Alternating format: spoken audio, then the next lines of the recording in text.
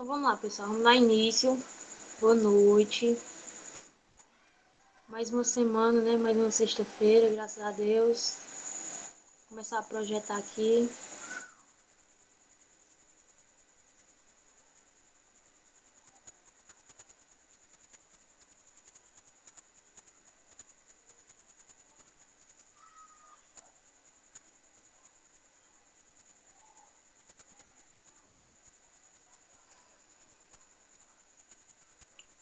Vamos lá. Semana passada a gente não teve aula.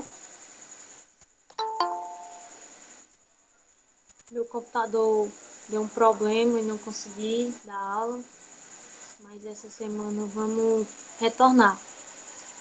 E aí eu recebi uma sugestão na frequência de trazer a resolução das questões da UCA de Física, né?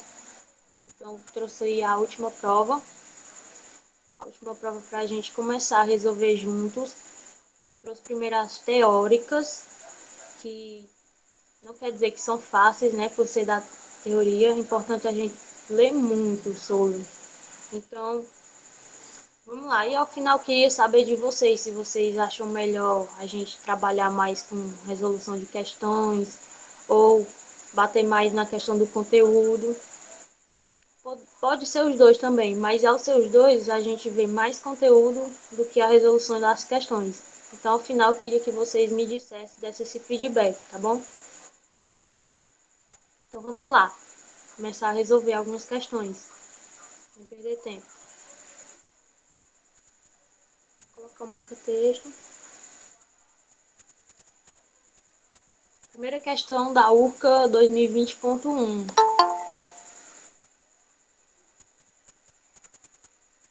Vamos lá, começou agora, viu a aula, para quem está entrando agora. A cientista Marie Curie fez importantes estudos na área denominada por ela de radioatividade. A partir do ano de 1889, ela recebeu o Prêmio Nobel duas vezes ao demonstrar a existência na natureza da radioatividade natural e pela revelação de novos elementos químicos. A radioatividade tem importantes aplicações científicas e tecnológicas na sociedade atual. A física médica é um campo profissional que realiza estudos nessa área. Marque a alternativa correta em relação à contribuição científica atribuída a Marie Curie. O que é que a questão quer? Ela quer a correta, né? É importante a gente grifar, porque na hora que quando a gente está na prova, muito nervoso, alguma coisa assim, acaba deixando esses detalhes passar.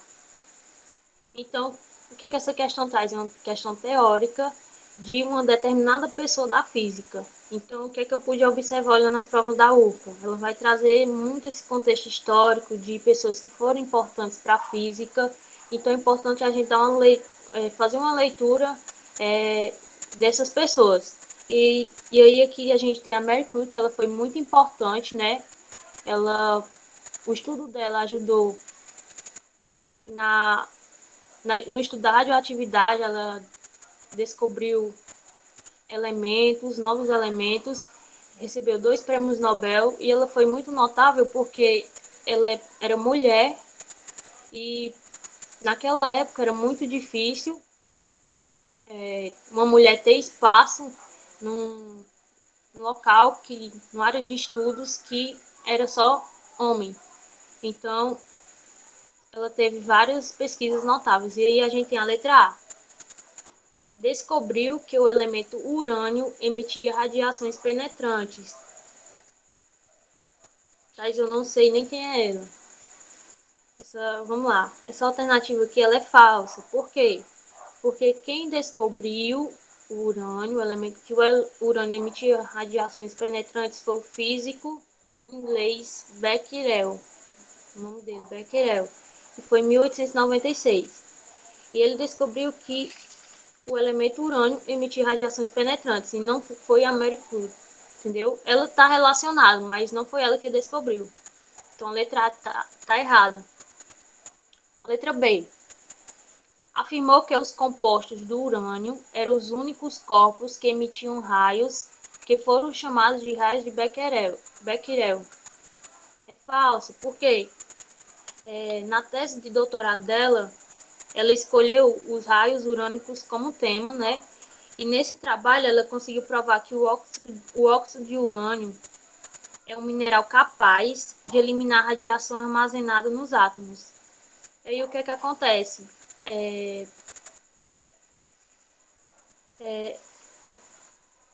Então, eu me perdi aqui, pessoal. Então foi a partir da pesquisa de Becquerel que ela começou os estudos dela.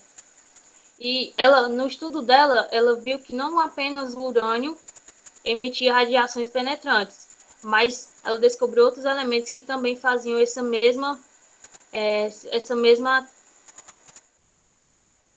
função. E aí, por isso que a letra B está errada. Na letra C, os primeiros estudos de Marie Curie tinham como objetivos a busca de novos elementos que emitissem radiações semelhantes à do urânio.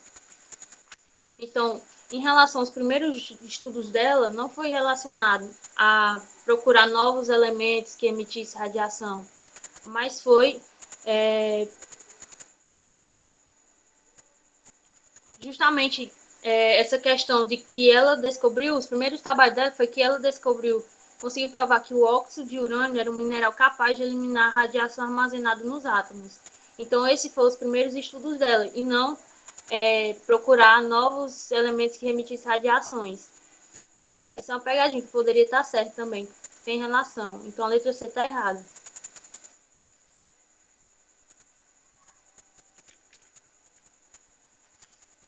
A letra D.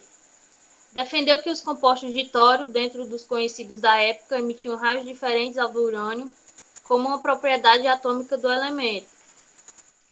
O que acontece aqui?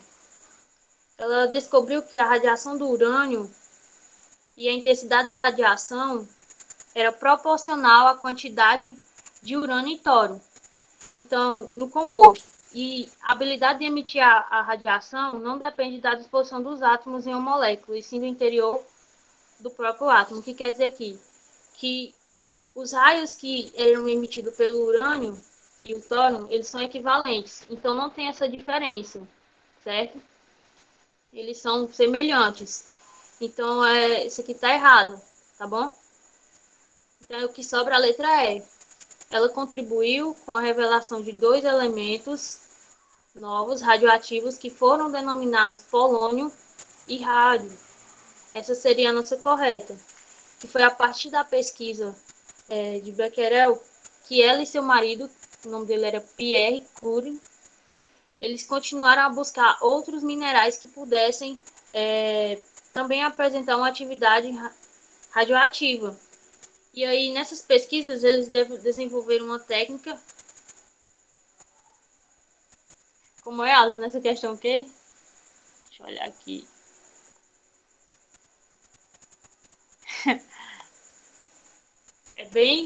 É bem específica, né? Já teria que ter muito estudado bastante, mas você agora já está sabendo. Agora todo mundo já está sabendo. Então a letra E por quê?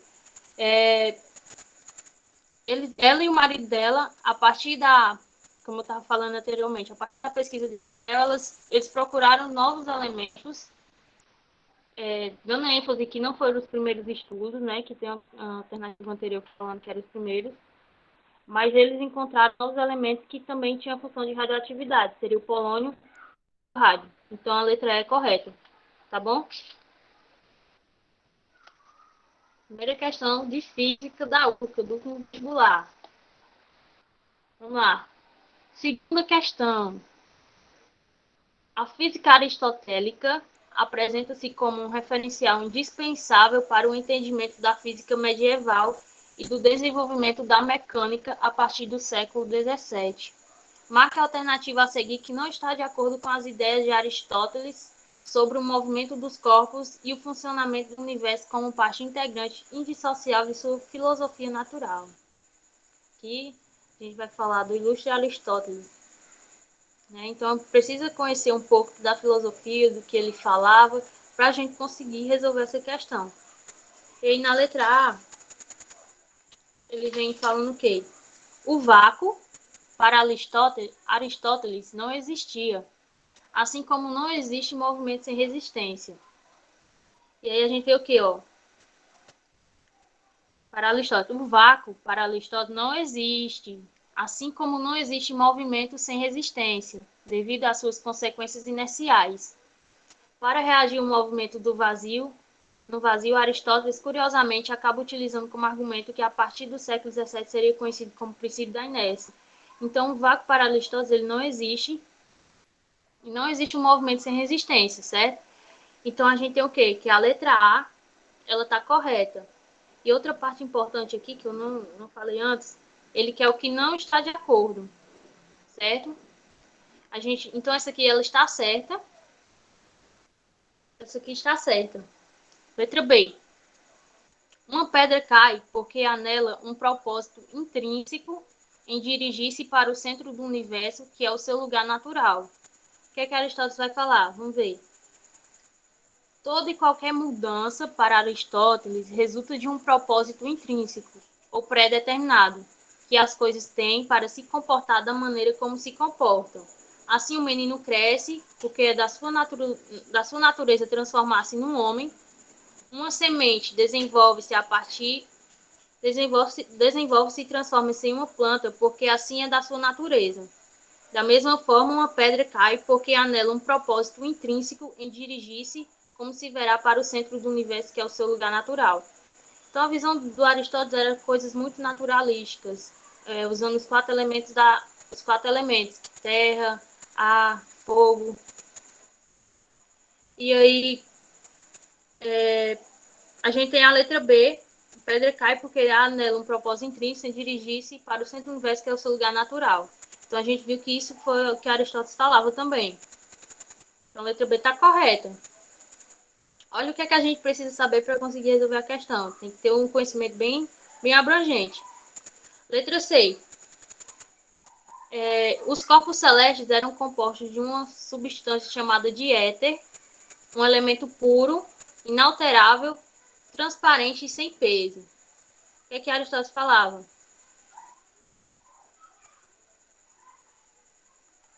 Deixa eu olhar aqui.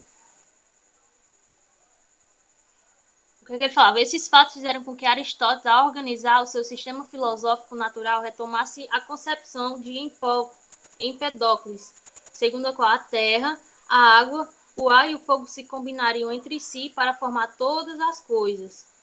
Ele, no entanto, colocou a restrição de que esses elementos comporiam apenas as coisas da terra.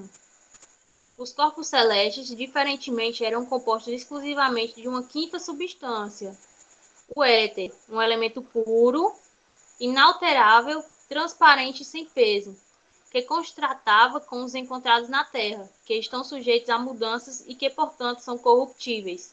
Com isso, explicava Aristóteles a decadência, o nascimento e a morte das coisas na Terra e a permanência dos objetos celestes.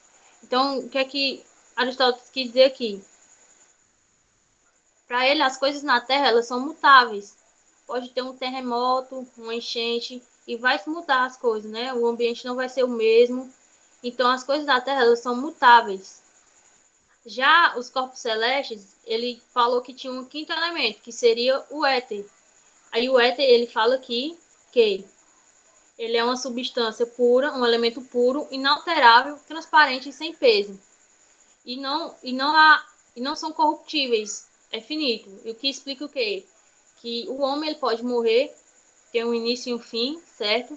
É mutável, porque faz parte da Terra. Já os corpos celestes existe uma permanência, certo? Por causa do elemento éter. Então, a letra C, a gente vê que ela também está correta. Não é ela que a gente está encontrando. A letra D. No movimento de projéteis, defendia um movimento no vazio, sendo este o meio que pode transmitir e conservar o movimento de um corpo. O que é que ele vai falar? Aristóteles não concebia a existência de um movimento no vazio, no vácuo, porque, segundo ele, sem haver uma resistência ao movimento de um objeto, este teria uma velocidade infinita. Esta impossibilidade é exemplificada considerando o caso de um movimento natural de retorno de um objeto, como de uma pedra, por exemplo, ao seu lugar natural. Ao voltar ao seu lugar natural, depois de lá ter sido retirado por violência, o corpo movimenta-se em linha reta e tanto mais rápido quanto o meio lhe permite. Então, o que é que acontece aqui? Nessa letra fala que os projéteis eles se movimentam no vazio, mas o Aristóteles fala que não existe um movimento no vazio, no vácuo, certo?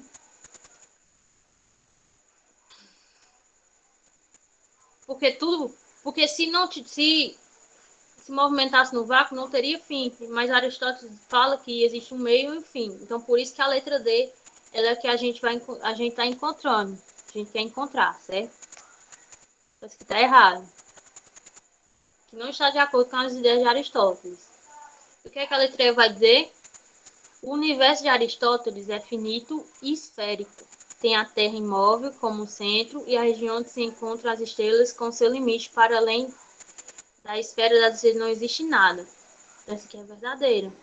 O universo de Aristóteles é finito, tem um começo, meio e um fim. Ele fala isso, ó. Justamente aqui, ó. O universo de Aristóteles é finito e esférico, tem a Terra imóvel como centro e a região onde se encontram as estrelas como seu limite. Para além da esfera das estrelas não existe nada. E uma coisa interessante, quando eu estava montando a aula, e eu fui pesquisar sobre as questões, né? Eu encontrei um PDF que era essa questão. Eles tiraram essa questão desse PDF. Aí eu vou colocar para vocês também, para vocês darem uma lida, que é um conteúdo mais completo, certo? Eles tiraram a questão desse PDF que eu vi. Tirei tudo de lá, certo? Então vamos lá. Quarta questão. Eu pulei as questões que vamos resolver algumas questões, não todas, por enquanto. Então a quarta questão é um conteúdo que a gente já viu, certo? E por isso que eu coloquei ela aqui, ó.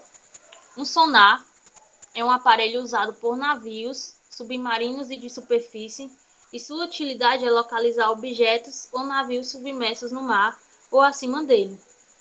Sabendo que a velocidade do som da água do mar é cerca de 1.500 metros por segundo, marque a alternativa que representa a distância que se localiza um objeto identificado pelo sonar, sabendo que o sinal emitido levou de cerca de 0,4 segundos para ser captado pela antena do sonar. Então a gente já viu aqui que esse conteúdo a gente já viu que seria a velocidade média. Foi a nossa última aula. Qual foi a primeira dica que eu dei? Seria anotar as informações, né? A gente viu aqui, ó, que ele fala que a velocidade do som da água no mar é cerca de 1.500 metros por segundo. Já anota. Qual o segundo? O tempo? 0,4 segundos. Outra coisa importante observar que eles estão na mesma medida, né? De unidade, ó, segundo e segundo. A gente não vai precisar transformar. E se precisasse, multiplicava por 3,6 ou dividia por 3,6, certo? E o que é que a gente quer encontrar? A distância, né? Para a gente resolver essa questão, tem uma pegadinha. Porque a gente sabe que a fórmula é o quê? Velocidade média é igual a ΔS sobre ΔT, né? A distância dividido pelo tempo. Mas aqui, ó, o sonar, a gente viu que ele é um aparelho que é usado por navios, certo? Para localizar objetos que estão submersos ou acima dele. E aí, o sonar emite ondas sonoras. E essas ondas sonoras, a partir da emissão dela, a gente tem os pulsos sonoros, que eles se chocam contra o objeto, o obstáculo que ele quer encontrar e retorna à fonte. Ou seja, eu tenho um impulso sonoro que sai do sonar, bate nesse objeto que eu quero encontrar e retorna.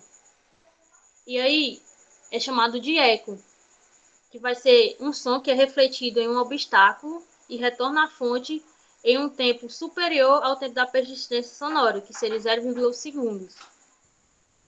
Assim, o tempo que o espaço ele é considerado o dobro. E as ondas, as ondas sonoras elas devem ir voltar à fonte. O que é que acontece aqui? Eu tenho a fórmula normal, mas eu vou colocar o 2 na distância. Por quê? Porque ela é o dobro, né? Ela precisa ir até o obstáculo e voltar. Então, eu vou calcular essa distância de ida e de volta. Essa é a pegadinha, porque senão a gente resolveria normal, sem esse 2. E como é que a gente substituiria? 1.500 na velocidade. A distância é o que a gente quer encontrar e o ΔT é 0,4. Então fica assim, ó.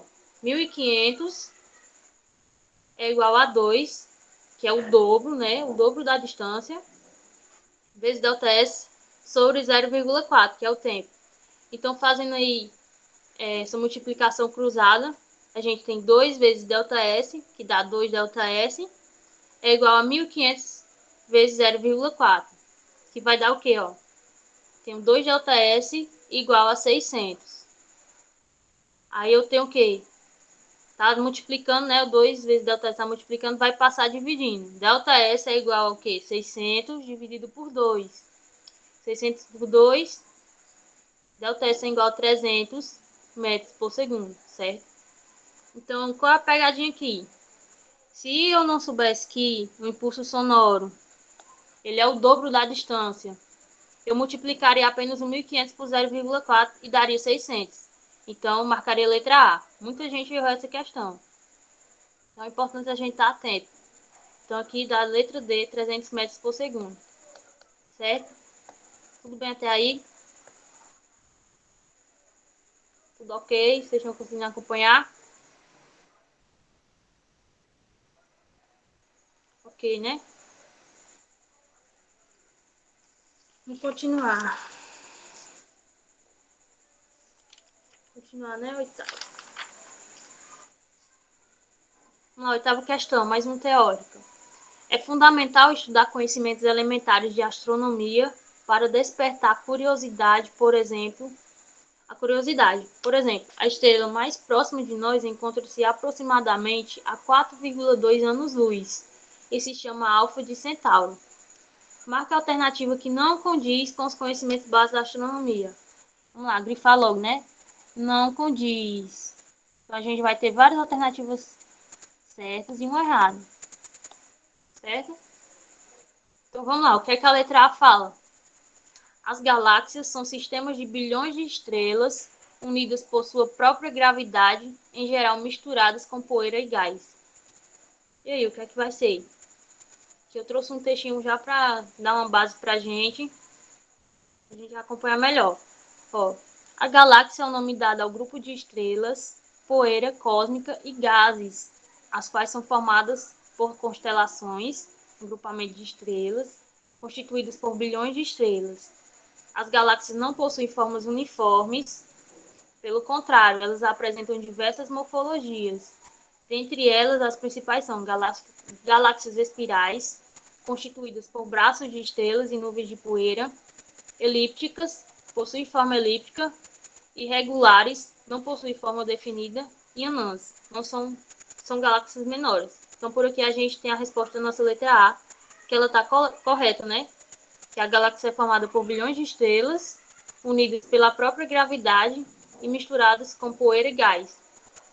Letra A correta. Letra B. A Via Láctea abriga o nosso Sol e todas as estrelas que podemos observar no céu. E aí? Vamos ver. A Via Láctea, galáxia de formato espiral em que se localiza o Sistema Solar e, consequentemente, o planeta Terra, é composto por cerca de 20 milhões de estrelas, que se encontram separadas entre si por milhares de quilômetros. Grãos de poeira, compostos principalmente por um núcleo de metais pesados, grafite, silicato de alumínio, ferro e magnésio, envolvidos por uma camada de gelo, gases, constituído principalmente por moléculas de hidrogênio. Então, por aí a gente tem que a Via Láctea ela vai abrigar o Sol, porque ela abriga o nosso sistema solar, as estrelas. Então, ela abriga tudo isso. A gente viu, acabou de ver. Então, a letra B tá o quê? Tá correta, né? Vamos lá, letra C. A estrela torna-se uma anã negra quando passa a queimar combustível cada vez nas regiões superficiais e sua atmosfera aquece e se expande. Essa tá errada. Por quê? Vamos olhar aqui, ó. Quando a estrela passa a queimar combustível cada vez mais nas regiões superficiais, sua atmosfera se aquece e se expande. Certo? Isso aqui a gente viu que tem na alternativa, né? A estrela torna-se uma gigante vermelha. As camadas mais exteriores da estrela se expandem e com isso se esfriam e brilham menos intensamente, passando por isso a ter uma cor vermelha. Ou seja, a letra C está errada por quê? Porque não é uma anã negra. Uma anã negra é outro tipo de estrela, certo? Quem passa a queimar combustível cada vez mais nas regiões superficiais é a gigante vermelha, que seria uma estrela que está no início do fim da vida. Ela ainda possui combustível, que o combustível seria o brilho dela, mas está mais apagado, certo? Então aqui se trata de uma gigante vermelha e não de uma anã negra. A anã negra seria aquela estrela que já está no fim da vida, está apagada, certo? Então essa é por isso que a letra C é a que a gente quer encontrar. A gente já encontrou. Eu encontrei um PDF muito bom falando sobre as estrelas, eu vou mandar também. Acho que é importante saber dar uma leitura, vocês saberem mais. Letra D. No estudo das galáxias, mesmo somando a massa de todas as estrelas, ainda é pouco para que elas se mantenham presas devido à força gravitacional, surgindo a defesa da existência de uma matéria escura, a qual não se conhece a natureza. E aí, a gente tem o que? De acordo com a lei gravitação universal, a força gravitacional que um corpo é capaz de exercer sobre o outro é proporcional ao produto de suas massas. Tal força é que sempre atrativa aponta em direção ao centro da massa de cada um desses corpos. Por esse motivo, a força gravitacional funciona como uma força centrípeta, capaz de fazer com que os planetas, asteroides e outros corpos celestes descrevam órbitas em torno de objetos mais massivos, assim como estrelas, buracos negros, etc. A gente tem aqui que está certo por quê? Fala que cada corpo celeste ele tem o quê? Ele é um corpo capaz de exercer sobre o outro, é proporcional ao produto de suas massas. Então, a massa de cada acho desse tem um dobro, é uma multiplicação do dobro da massa dele. Então, por isso que eles não conseguem se aglomerar, certo? E a letra D tá certa. Eu sei. A letra D tá certa. A letra E. Uma estrela bem mais distante pode ser mais visível que uma mais próxima, dependendo do seu brilho. Porque tá certo, né? Por quê? A estrela mais próxima de nós está a 4,2 anos-luz, se chamava Centauri. Fala no enunciado da questão. Isso quer dizer que a luz dessa estrela leva 4,2 anos até chegar aqui. Para se ter uma ideia, a luz do Sol demora 8 minutos e da Lua leva 1 segundo. Perto de nós tem 16 anos-luz, há 40 estrelas, umas muito brilhantes e visíveis e outras nem tanto. Às vezes uma estrela bem mais distante pode ser mais visível que uma mais próxima, dependendo do seu brilho. E aí isso se explica pela vida da estrela. Se, por exemplo, ela já estiver no início do fim da vida dela, ela vai estar com a luz dela mais apagada. Então aquela que já ainda tem uma idade menor, o brilho dela vai ser mais visível, mesmo ela estando mais distante. Então a gente viu aqui, que a gente tem uma gigante vermelha, né? Ela, ela ainda tem combustível, mas ela está perto do fim da vida dela, mas ela brilha pouco. Já a anã negra, ela não tem brilho nenhum. Então, mesmo estando mais próxima, a que brilha mais, estando mais. Confundi tudo, pessoal.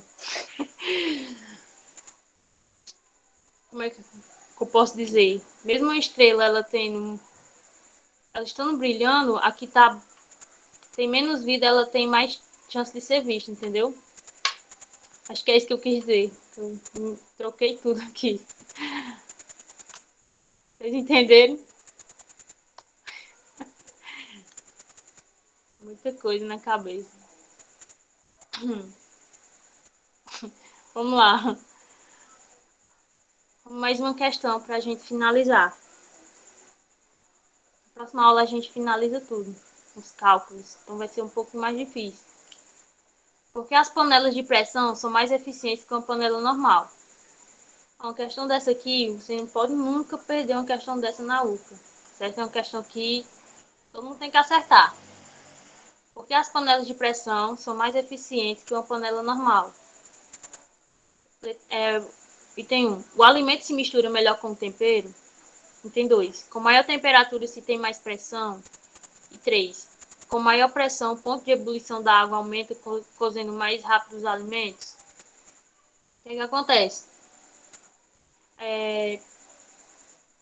Olha aqui, ó. Se a pressão ela aumenta, ó, letra E. Você falou letra E, né? Fique já. Fique já se está certo ou errado. Eu marquei aqui, que era certo. Marquei. Vamos lá. Ó, se a pressão ela aumenta, o ponto de ebulição ela fica mais alto, portanto fica mais difícil as moléculas elas escaparem. Nas panelas de pressão, a pressão aumenta, o ponto de ebulição da água e em temperaturas mais altas, o alimento eles cozinham mais rapidamente. Que é justamente o que diz a questão, né? Aqui, ó, esse primeiro tópicozinho tá errado por quê? O alimento se mistura melhor com o tempero. Não necessariamente que eu tenha uma maior temperatura, eu tenho uma maior pressão, que o alimento ele vai se misturar com o tempero. Então, essa aqui é falsa, certo? O item 2. Com maior temperatura se tem mais pressão. Acabamos de ver aqui, ó, tá falando. Quando a gente tem uma maior temperatura, a pressão ela aumenta. Então, o item 2 está correto. E com maior pressão, o ponto de ebulição da água aumenta, cozendo mais rápido os alimentos. Então, se eu tenho uma temperatura, ela aumenta a pressão, e essa pressão ela vai aumentar o ponto de ebulição da água mais rápido e vai cozinhar mais rápido os alimentos, né? Então, item 3 correto, justamente, letra E, acertou. Não pode perder essa questão. Essa questão aqui é que não pode perder. Letra E. E aí, para completar, se ao fechar a panela, ela já tem uma quantidade de ar que está com a pressão igual à atmosférica. Então, a gente tem uma borracha, né, na panela que veda a panela. E ao aquecermos, os vapores da água vão aumentando e o escape fica impedido. Então, o ar ele fica preso. Então, a pressão do ar aprisionado se soma com a dos vapores, fazendo com que a pressão interna se torne ainda maior. Com alta pressão, o líquido demora mais para entrar em ebulição e cozinha mais rapidamente os alimentos, certo? Então, por isso que a letra E é a correta, tá bom? Sim, pessoal, essa é a última questão que a gente vai ver hoje. E eu queria saber de vocês, se vocês preferem mais conteúdo ou que eu continue trazendo as questões e a gente vá comentando sobre elas. O que é que vocês acham?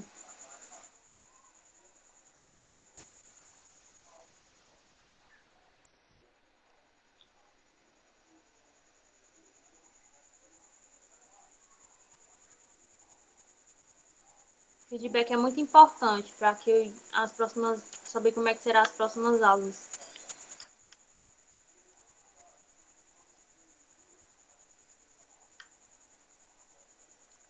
Alisson disse que é melhor as questões. Mais alguém?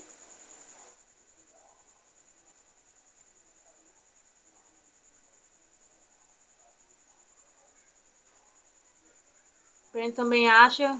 O Derlânio as questões. Então vamos continuar assim. Vamos começar do último vestibular para os anteriores. Tá? Então a gente vai continuar trazendo as questões. Vou trazer a dos cálculos, tentar trazer. Não são simples. A gente vai ficar mesclando, tá? Então a nossa aula fica por aqui hoje. Certo? Entendo na prática, é isso. Realmente, que a gente não tem muito tempo, né? Como é que fala? A prova tá bem aí e vamos otimizar nosso tempo para conseguir que vocês acertem muitas questões e entrem na universidade. Isso. Então vamos focar nas questões e ver esses conteúdos assim, do jeito que a gente tá fazendo, tá bom?